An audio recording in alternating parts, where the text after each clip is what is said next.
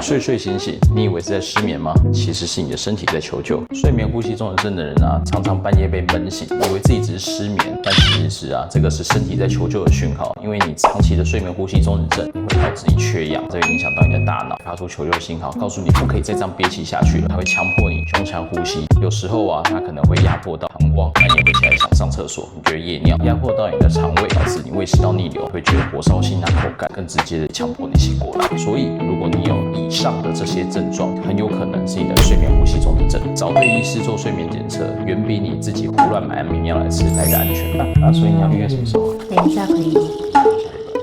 周末。